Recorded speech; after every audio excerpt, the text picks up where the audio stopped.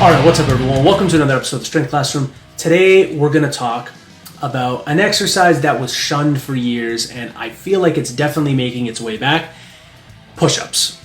So to me, push-ups are always overlooked. Number one, because very few people are doing them with weight on their back or even know that there's very easy ways to load up the exercise to make them more challenging. Everyone always just sticks to barbells, dumbbells, and for some reason, body weight movements get thrown out the window when they easily should be in your toolbox. I'm not saying you have to do them with every workout and they have to be a staple of your workout, but they definitely should be making some decently long appearances in your training routine throughout the year. So even though I don't really like the term functional strength, it does build functional strength just for the fact that it hits your core as well, but it's not like to say that your chest, shoulders, and triceps are worked any less than, let's say, a bench press or an incline press or a dumbbell press. Assuming you're loading up a good amount of weight, these can actually be more effective for those pressing muscles. So obviously, to get the most benefit from a weighted push-up, you're going to need to have good form. Don't press with your elbows all the way out to the side, but on the flip side, don't have them all the way sucked in like this. You want to have somewhere of a diagonal humerus or upper arm movement. That's what's going to be a good push-up. You can go wide, you can go narrow. There's all sorts of variations, which I will talk about in the end of the video. So these are actually good for shoulder health because you can press basically until you're through full protraction. Now, full protraction pressing has always got a bad rap. And that's really only bad on bench pressing or anything where you're lying down on something. When you are doing a dip or when you are doing a push-up, you can press so your shoulder comes all the way forward. Because I don't understand where this logic that like certain body movement patterns such as internal rotation, shoulder protraction, hyperextension of the back, those things are only bad if you're doing them with too much weight and your body is all messed up while doing them.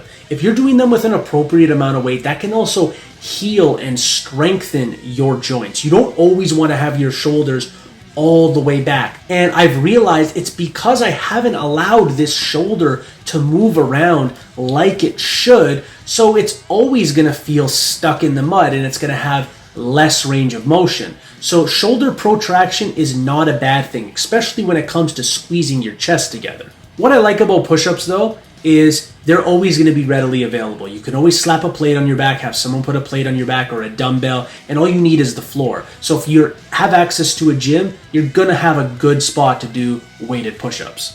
So what are some ways you can modify the push-up for strength?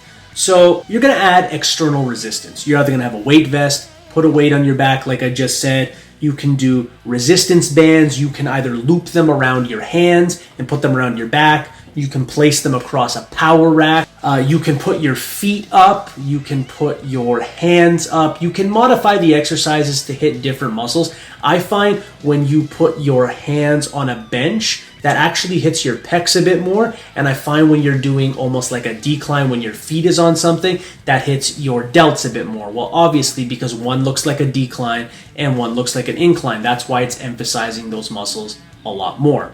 Then you can also add an element to the exercise to make it harder with adding some instability. So you can do medicine ball push-ups, whether it's your foot or your hands on them. This one's really, I don't suggest doing it for high weight. I suggest doing it for high amounts of reps to get some blood in there. You can do it with a stability ball, like the smaller ones. You can do them on 2 sandbags to get some extra range of motion in there. But probably the best one to help with stability is going to be the ring push-up.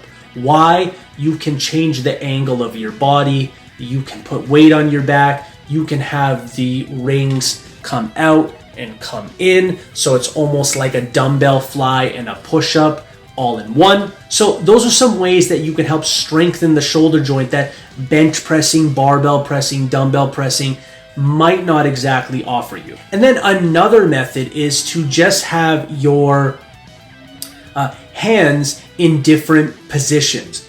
For example, you could have one hand resting on a kettlebell, one hand resting on a dumbbell, one hand resting on a plate, and then the other just on the floor. So one arm is actually getting more range of motion, or it's a little bit unstable, or it's a completely different grip than the other arm, and then you just swap it. Exercises like that, I suggest you do for high reps, but at the same time, why not slap some weight on your back if you're comfortable with the exercise? So any of these methods, whether it's external resistance, changing of the hand positions, or adding an instability component, you actually can connect all three of them or use a mix and match of all three of them to build new strength. That's also what I like about the push-up. People think there's one way of doing push-ups and there's really thousands. I'm a big preacher of the conjugate method and all like the bench press variations and shoulder press and all these different type of variations. You easily can make push-ups your number one exercise and have so many different variations. People think, oh, I'm going to do push-ups, you can add weight and that's about it. But that can't be further from the truth. So some mistakes I want you not to avoid when doing push-ups is craning your neck down. I want your body, the top of your skull to your heels to be almost like a straight line. As you're coming on the way up and you feel yourself slowing down, just keep pressing harder. Do not arch your back and try and get your chest up, because that is artificial movement, I like to say. Try doing a push-up right now. Try doing 5 push-ups with your body completely straight, then try doing push-ups where you start arching up. It's almost like a kipping push-up where you're using momentum. And make sure you brace your core and breathe into your core and try and like suck in your belly button just a little bit. This is equivalent to just bracing yourself. Just because it's a body weight movement does not mean we don't want to be tight and we don't want to be stable. So push-ups, honestly, when performed correctly, are an excellent exercise for building strength, stability, and functional fitness. But by gradually increasing the difficulty of push-ups with these 3 different progressions I mentioned, you can continuously challenge your body and continuously get gains in strength, hypertrophy, stability, all just from a simple push-up, which I think has been unfairly shunned aside for so many years by so many different people. So if you like this video, like, share, subscribe, do all that good stuff, and as always, have yourself a great day, ladies and gentlemen.